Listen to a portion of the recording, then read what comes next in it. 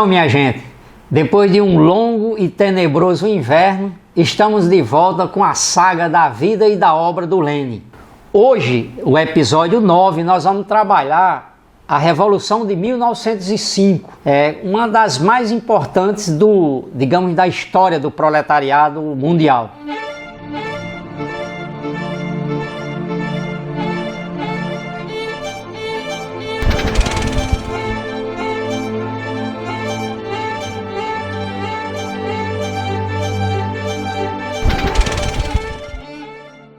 Essa Revolução de 1905 foi um teste muito importante para Lenin, certo?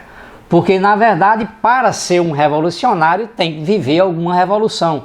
E essa revolução foi muito importante para o aprendizado do Lenin como um dirigente revolucionário. Então, a primeira questão sobre essa revolução é: que tipo de revolução é essa? Qual o caráter dessa revolução? Então, todos os marxistas da Rússia caracterizavam essa revolução de forma unânime, dizendo que era uma revolução democrático-burguesa, né? Agora, por que eles caracterizavam essa revolução como democrático-burguesa? Primeiro, fundamentalmente pelas tarefas que essa revolução teria que desempenhar.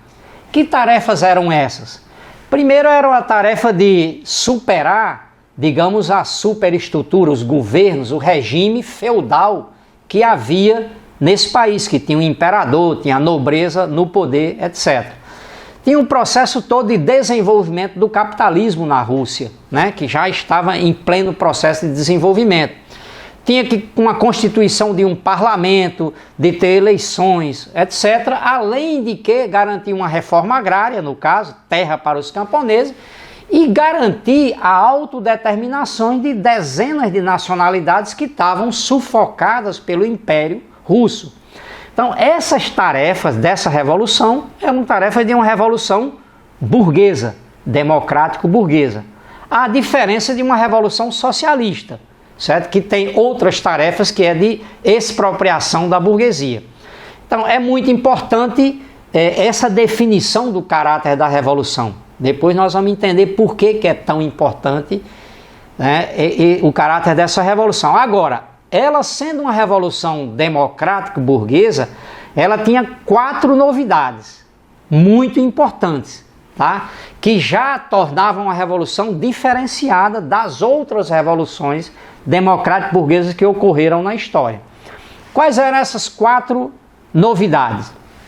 A primeira delas é que a burguesia ela já dominava economicamente a Rússia. Ela não tinha o poder político que estava na mão do imperador e da nobreza.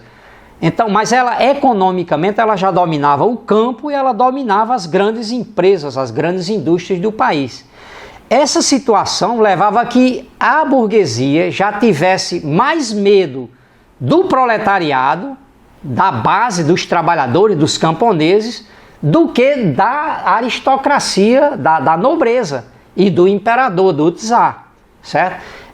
Então, a burguesia, ela nesse período já tinha se tornado uma classe contra-revolucionária.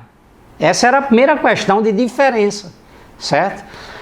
A segunda diferença é que na Rússia de 1905, quem lutava pela democracia, pela revolução no país, já não era a burguesia, e sim o proletariado. Quer dizer, a classe operária, todos os assalariados, especialmente a classe operária industrial, os operários das fábricas, era quem, de 1895 até 1905, era quem estava fazendo luta no país, e estava lutando contra a autocracia, contra o imperador, certo? A burguesia já não tinha essa luta, quem estava lutando era o proletariado, certo? E estava lutando com o quê? Com os seus métodos de luta, que é greve geral, insurreição, levantes, etc, etc.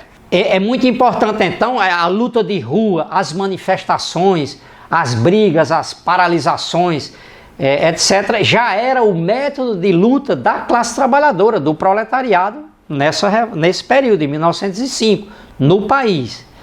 O terceiro elemento era de que o campesinato passava uma situação de miséria muito grande na Rússia, e era 80% da população.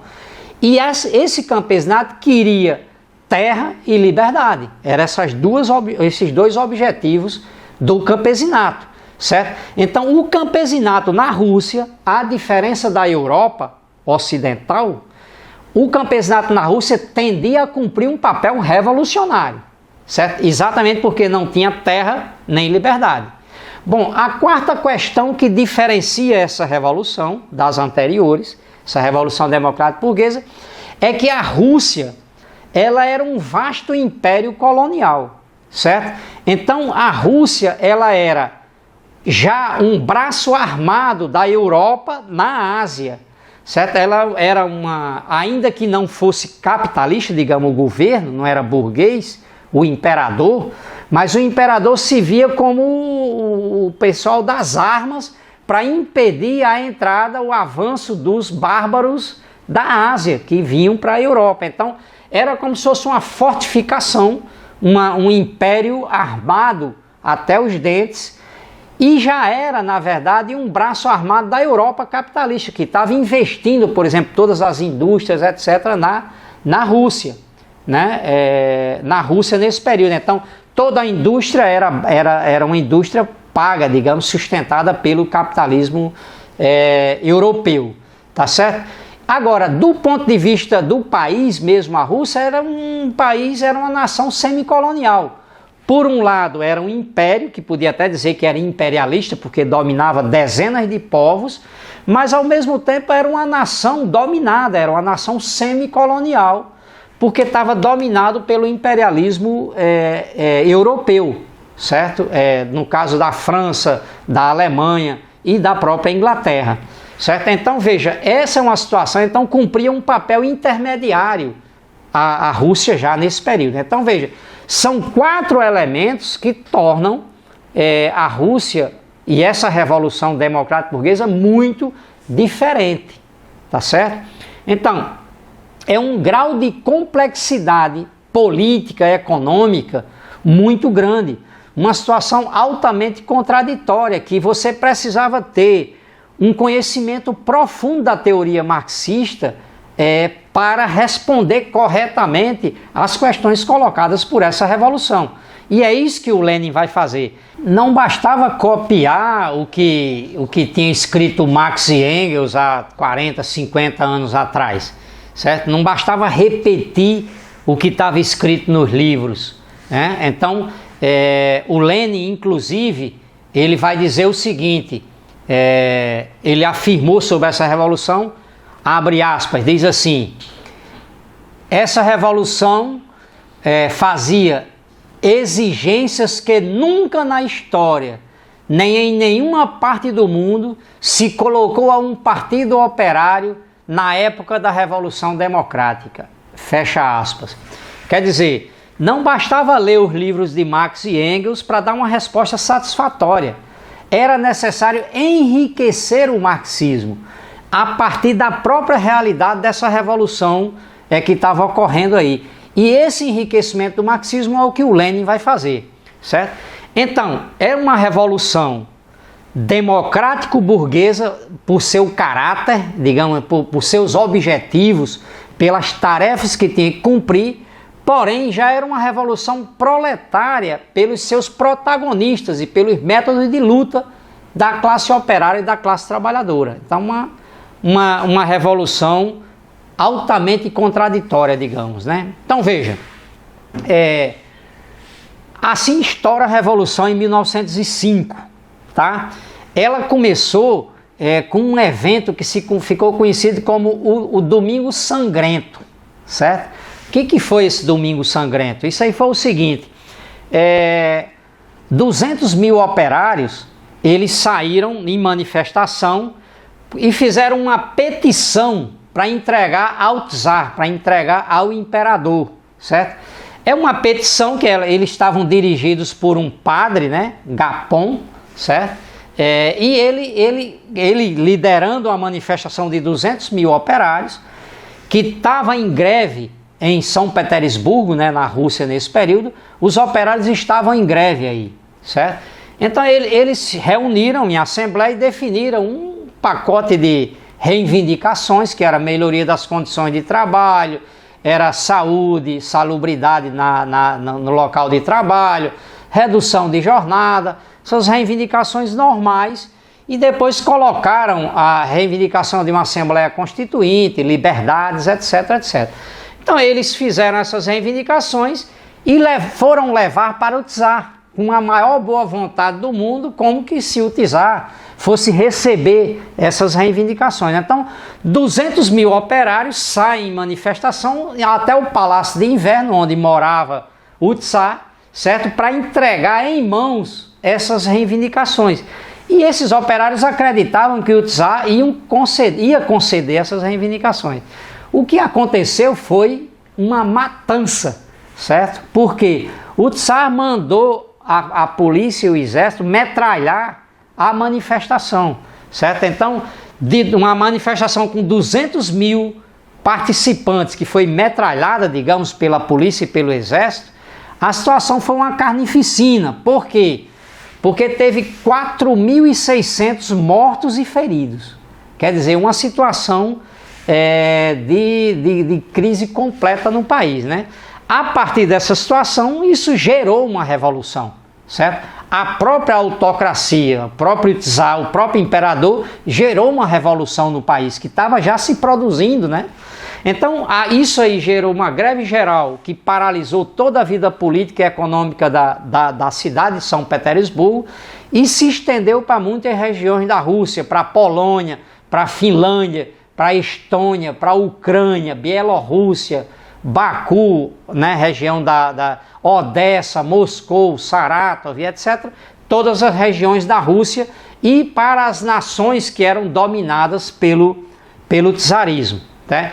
Também, junto com isso, houve um levante dos marinheiros, né, numa região em Sebastopol, que foram tropas que foram colocadas para reprimir os insurretos e ele, ao invés disso, eles se negaram a reprimir, tá certo?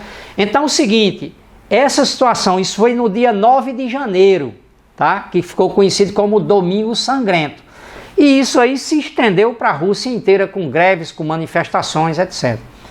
A partir de março, né, os camponeses começaram a ocupar os latifúndios, então já entrava nos latifúndios confiscando trigo, gado e tocando fogo nos palácios digamos, dos latifundiários, né? Então, de março a setembro, nós tivemos atividades revolucionárias do proletariado russo que deu um salto monumental no país, né? Já tinha 10 anos de lutas operárias, mas aí a coisa deslanchou, né? Nos principais centros industriais da Rússia, começou grandes greves gerais de cada região. Por exemplo, em Ivanovo-Voznesensky, né? Uma greve dos operários têxteis que começou em maio, durou 72 dias e terminou com um massacre dos operários pela tropa czarista, porque na verdade a tropa ela disparava sobre a multidão de grevistas, né? Então, essa greve aqui é muito importante porque nela, a greve em maio, né, surgiu o primeiro soviet na Rússia. E os soviets eram, na verdade, um conselho de greve, né? Um conselho se elegia representantes operários para dirigir a greve e se chamava soviet, né? Que é até um nome de conselho, digamos, né? E esse foi o primeiro soviet que surgiu na Rússia em maio de 1905. É muito importante porque esses soviets depois vão cumprir um papel super importante na Revolução Russa, né? E inclusive o Lenin, dentro de alguns meses, ia caracterizar esses soviets como embriões de um novo poder revolucionário, tá? Também essas lutas, elas foram se propagando por todo o Império Czarista, certo? Para todas as regiões da Rússia e para todas as nações. Então nós tivemos, por exemplo, grandes movimentos em Odessa, em Lodz, na Polônia, em Kharkov, na Ucrânia, na Letônia. Em Odessa, por exemplo, uma região da Rússia, se generalizou uma greve geral em 14 de junho. E os operários levantaram barricadas na região para se defender das balas da polícia e do exército. das tropas czaristas, né?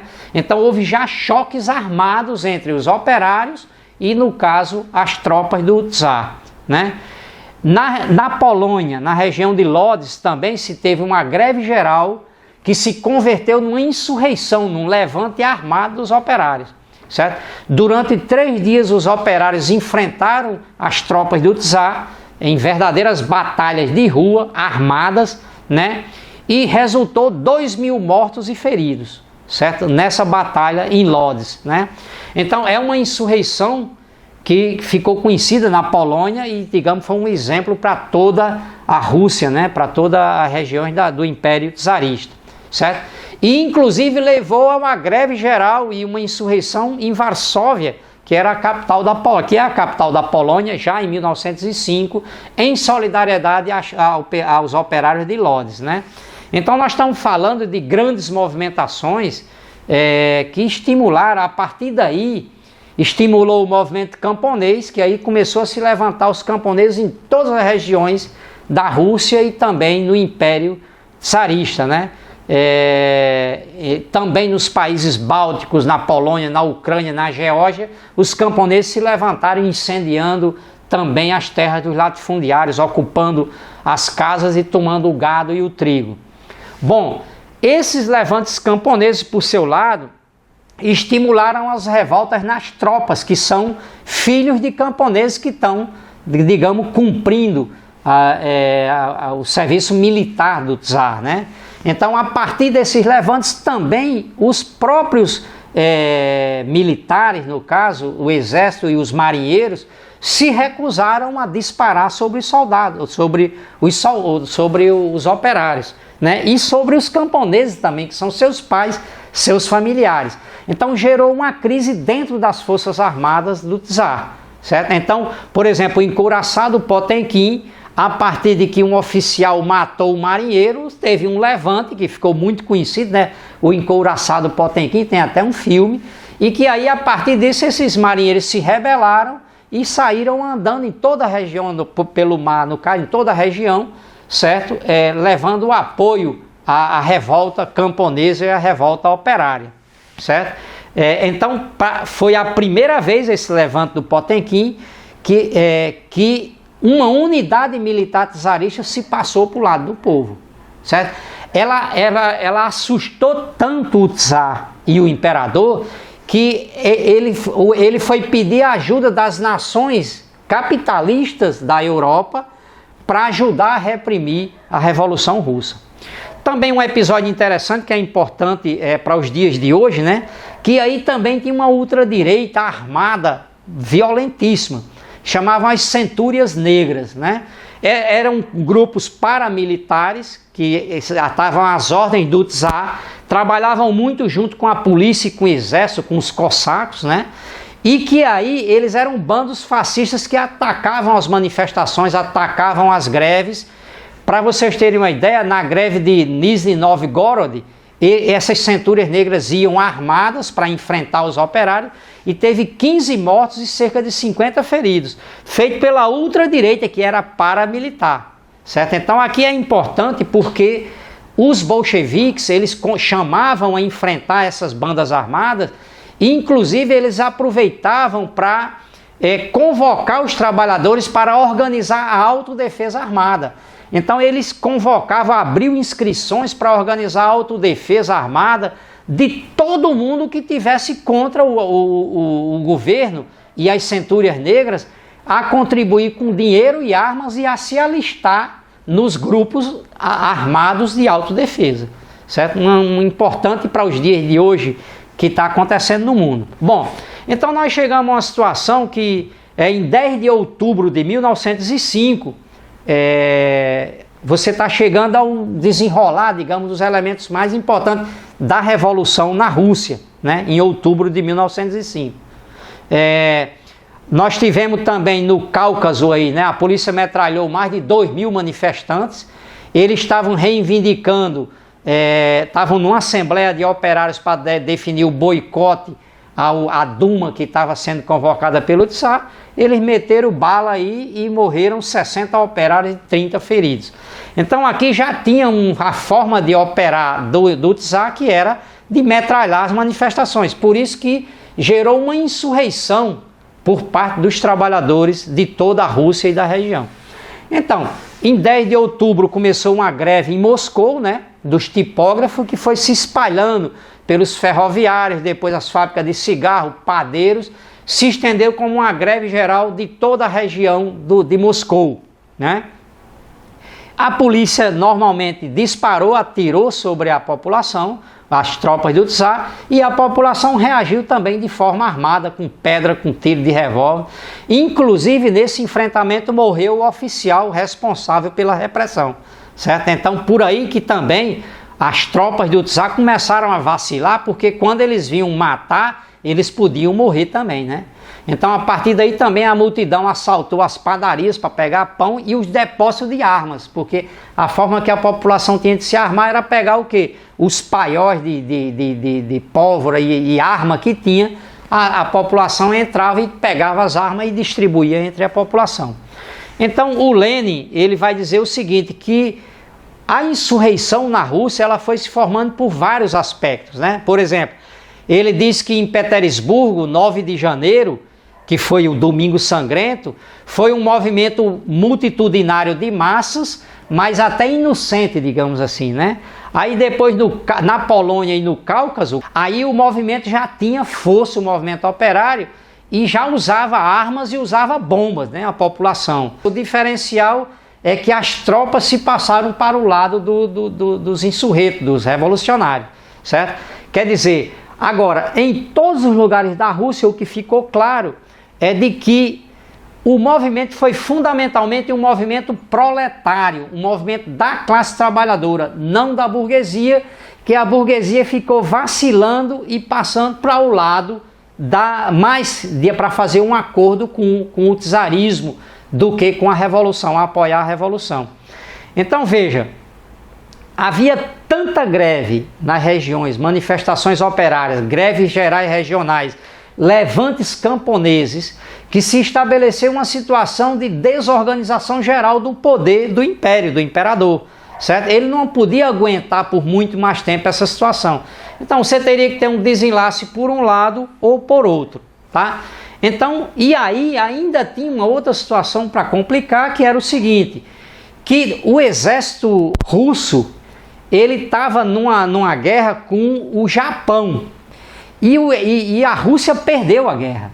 Então era o momento em que tinha que repatriar agora esses soldados que vinham de uma derrota, voltar para a Rússia, e ia incendiar mais ainda a situação revolucionária e a insurreição na Rússia, porque esses camponeses armados que estavam voltando de uma derrota iam, digamos, incendiar mais ainda a revolução, certo? Então, esse conjunto de situação, certo? Chegou em outubro em Moscou, né? Que é, digamos, um ápice de uma revolução, que uma greve política de massas ocorreu, né, em 1905, e se cristalizou o método da greve geral, o método de greve geral, de luta de massas do proletariado através de greve geral. Então isso se converteu no método da insurreição, né? E a classe operária se converteu, digamos, na líder inconteste da revolução burguesa. Quer dizer, quem se tornou líder inconteste foi a classe operária industrial, com seus métodos de luta de rua, né? Então veja, foi a primeira revolução na história da humanidade em que a característica de greve geral de massas e que se transforma em insurreição armada. Nessa insurreição em Moscou, se enfrentaram nas ruas 10 mil grevistas com um batalhão de infantaria, onde se produziu 50 mortes e 600 feridos, certo? Então era uma luta de rua aberta, campal, né? Então o auge da revolução na Rússia foi se dar em outubro de 1905, com uma greve geral que chegou em toda a Rússia em 10 de outubro, certo?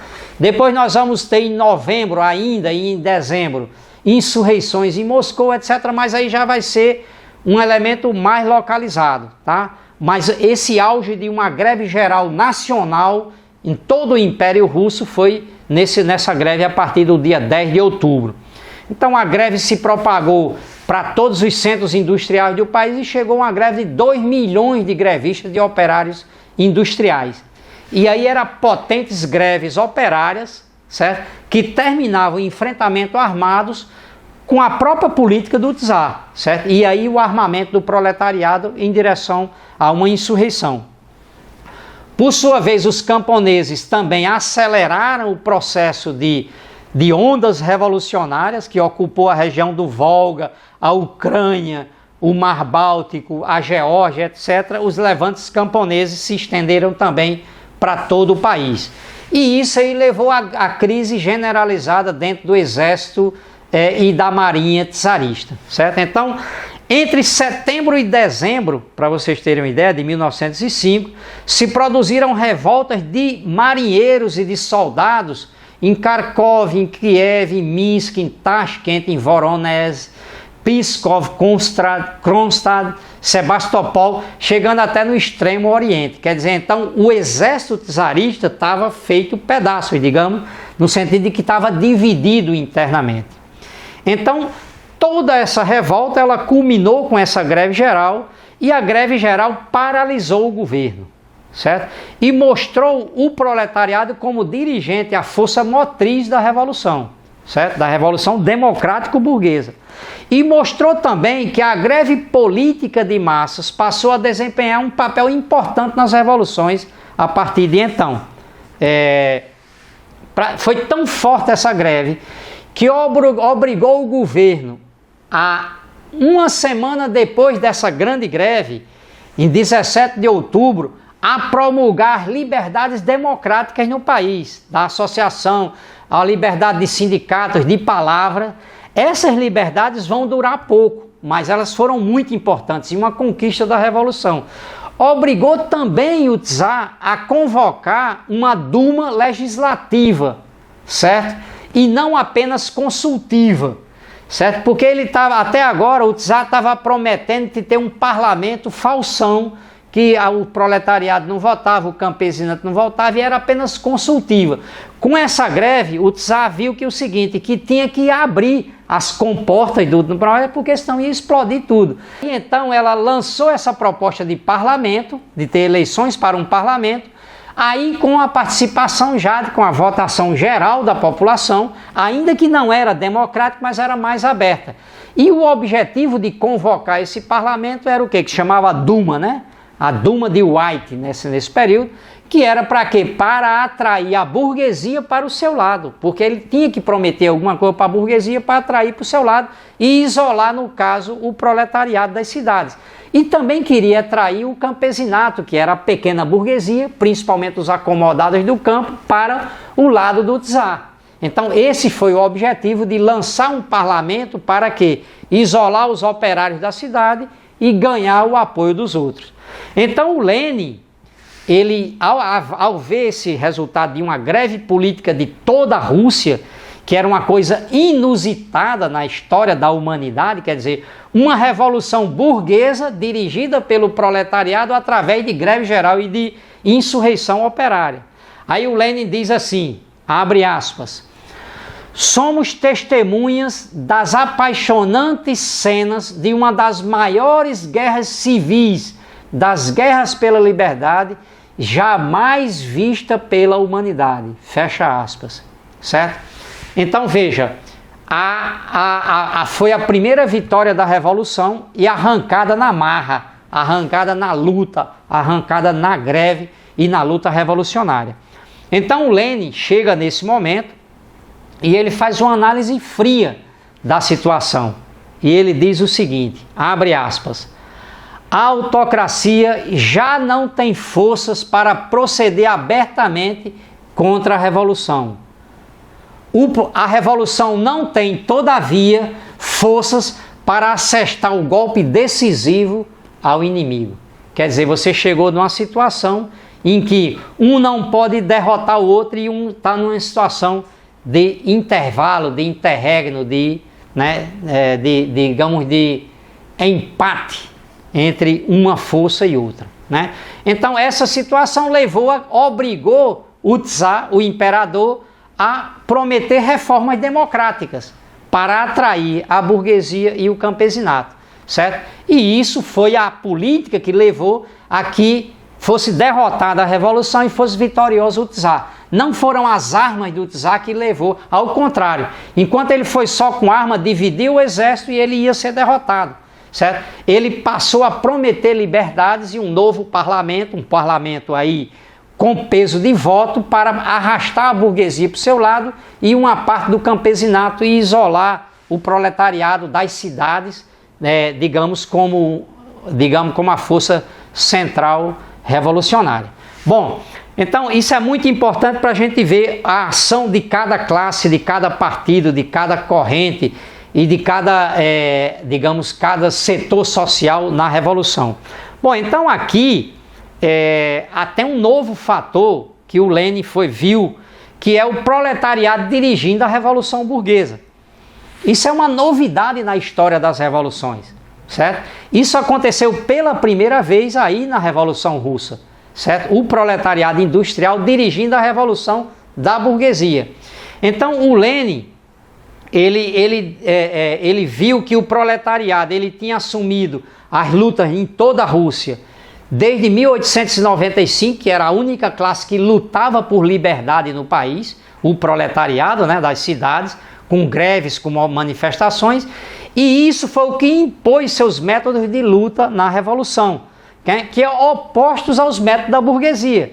Porque o que a burguesia queria? A burguesia queria uma aliança, ela queria ter um parlamento para poder decidir suas questões num congresso, num parlamento, certo? Queria um parlamento com poder, mas ela queria uma monarquia constitucional, que era o que teve na Alemanha.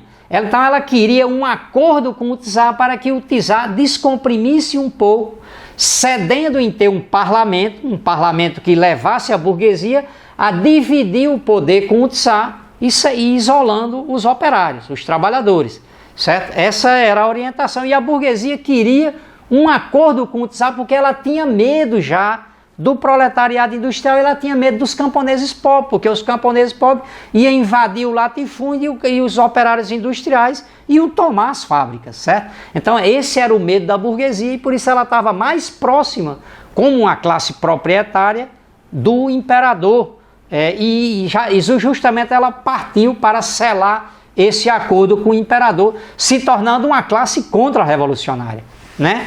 Então a Revolução de 1905 foi a primeira revolução burguesa onde o proletariado industrial jogou um papel primordial desde o seu início, tá?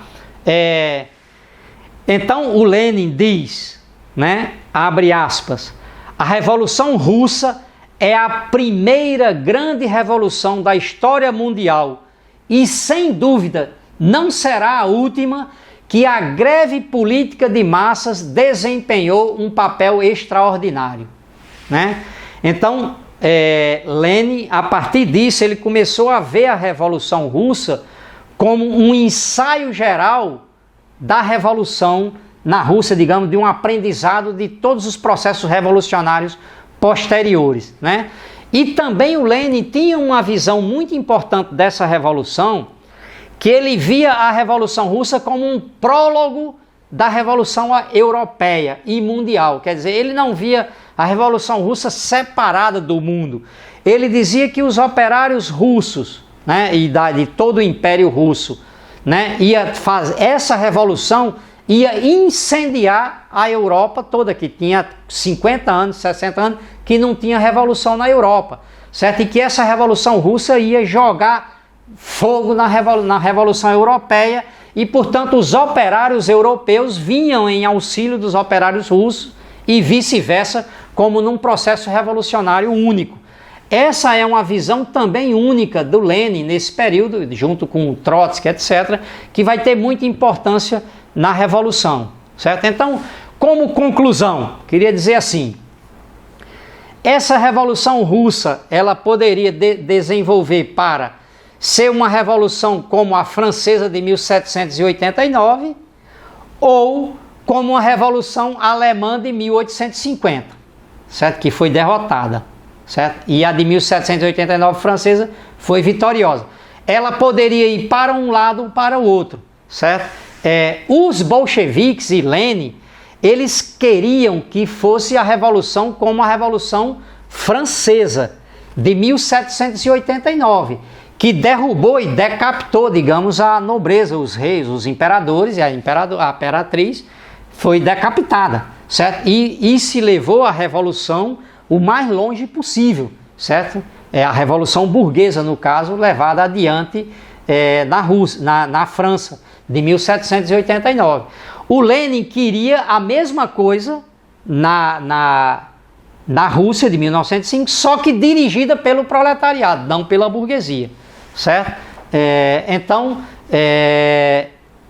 a burguesia, por sua vez, queria que fosse como foi a Revolução de 1848, 1850, na Alemanha, que foi uma revolução abortada, que foi derrotada exatamente por um falso parlamento em que a burguesia chegou ao poder com um acordo com a